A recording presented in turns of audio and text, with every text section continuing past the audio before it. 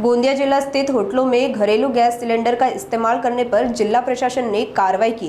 देश में चल रही युद्धजनित परिस्थितियों के कारण भारत में भी गैस की कमी हुई, जिससे होटल व्यवसाय पर असर पड़ा और कुछ होटल व्यवसायों ने घरेलू सिलेंडर का उपयोग किया। इस पर गोंदिया जिला प्रशासन ने गोंदिया और तिरोड़ा ऐसी 2 जगहों पर कार्रवाई करते हुए 7 घरेलू गैस सिलेंडर जब्त किए। जानकारी के अनुसार फिलहाल गोंदिया जिले में सिलेंडरों का पर्याप्त स्टॉक है। जिला आपूर्ति अधिकारी प्रकाश पाटिल ने गोंदिया जिला व्यापारी और लोगों से गैस सिलेंडर की किल्लत जैसी अफवाहों पर भरोसा न करने की अपील की है। गोंदिया जिल्ह्यामध्ये 3 लाख गॅस ग्राहक आहेत. आपली दररोजची गरज 5000 सिलेंडरची असते. 10,000 सिलेंडर आपल्याकडे उपलब्ध असतात.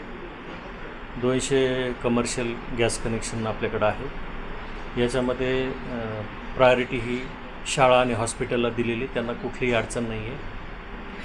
आणि ज्या घरगुतीचा जो गैरवापर आहे तो टाळण्यासाठी आम्ही दक्षता पथक जिल्हाधिकारी महोदयांच्या अध्यक्षतेखाली निर्णय घेण्यात आला.